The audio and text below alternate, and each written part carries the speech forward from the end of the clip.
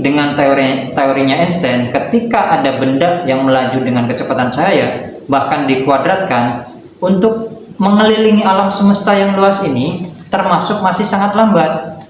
Maka konsepsi ketiga ini diteorikan sebagai C, consciousness, sama dengan E, energi yang tadi dirumuskan oleh Einstein, dikalikan dengan tachyon dikuadratkan. Sebelum ke penjelasan simbol-simbol C, E, dan T tadi, tachyon, konsepsi waktu ketiga ini mengandaikan, menggambarkan bahwa jika dengan rumusnya Einstein kita bisa ke masa lalu dan ke masa depan, maka dengan rumusan ketiga ini, teori ketiga ini, model konsepsi waktu ketiga ini, kita bukan hanya bisa ke masa lalu dan ke masa depan, tapi kita bisa melihat bahwa semua periodisasi waktu, semua peradaban, seperti yang saya jelaskan di video sebelumnya, baik itu lahir ataupun batin, baik itu fisik atau non fisik, itu dalam satu kehidupan secara serentak atau satu kesatuan yang sedang berjalan bersamaan.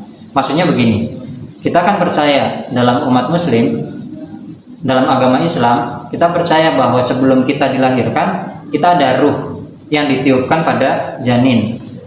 Ruh yang ditiupkan pada janin saat ini itu juga sedang hidup.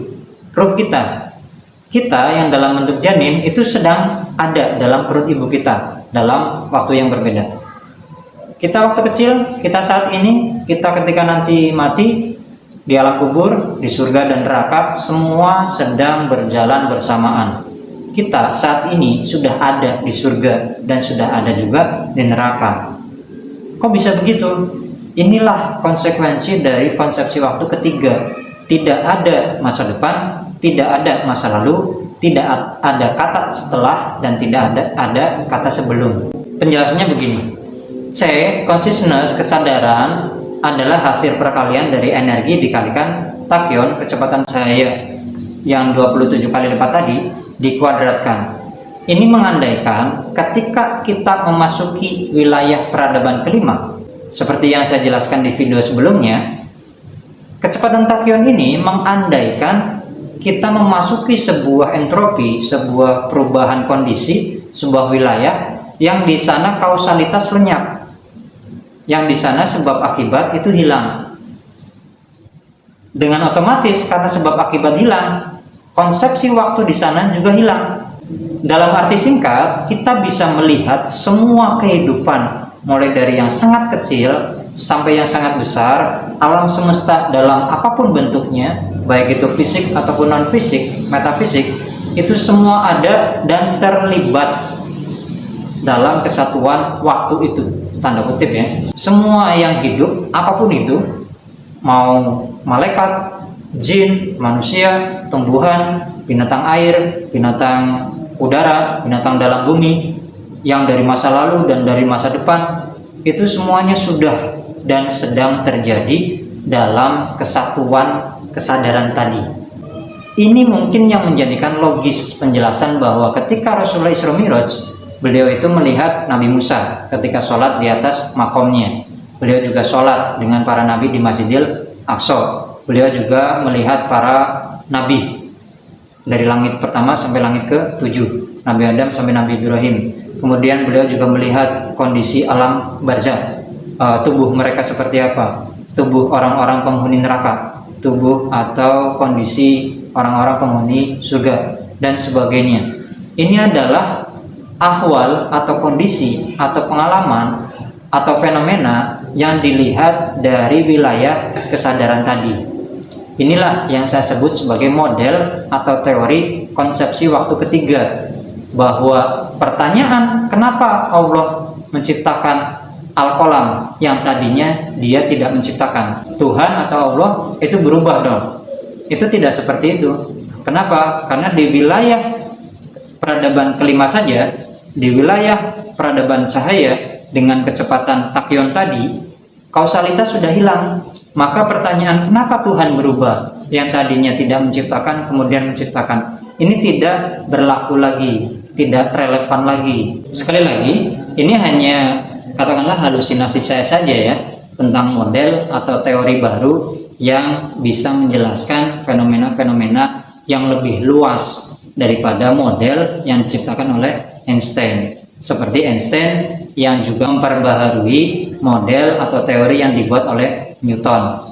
Tapi ini bisa jadi salah, sangat mungkin salah. Kenapa? Karena saya bukan seorang fisikawan.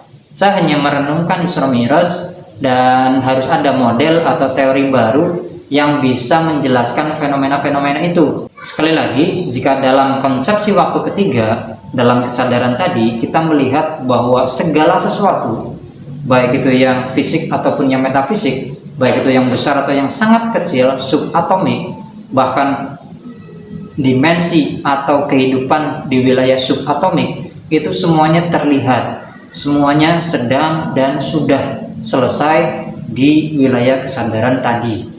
Inilah mungkin yang saya sebut sebagai peradaban ke-6, kalau gradasinya dibalik ya, atau peradaban pertama, makhluk yang pertama diciptakan oleh Allah, Al-Qalam atau Nur Muhammad. Dari peradaban inilah kita akan melihat bahwa segala sesuatu sudah dan sedang terjadi secara serentak atau bersamaan. Terakhir kita akan tadabbur 2 ayat tentang kecepatan cahaya atau peradaban cahaya. Tapi sebelumnya kita akan tadabbur, kita mendengar nasihat dari Ibnu Abbas yang ini. Bahwa para ulama, para sahabat, tabi'in, tabi'in, dan para ulama salaf itu tidak akan pernah mengatakan sesuatu yang mereka tidak punya ilmunya, tidak punya dasarnya. Tapi kenapa saya berani? Bukan berarti saya berani, apalagi saya bukan ulama ya. Saya hanya pembelajar, dan sangat mungkin ini kesalahan atau keteledoran, kecerobohan saya dalam mentadaburi 2 ayat ini. Di ayat ini kodenya, isyaratnya adalah diksi adab. Jika kita pakai model pendekatan 6 peradaban di video sebelumnya, di peradaban apakah skala 1 hari di sana sama dengan 1000 tahun di bumi? Kita bisa berasumsi bahwa yang dimaksud dalam ayat itu adalah peradaban api, wujud zat plasma.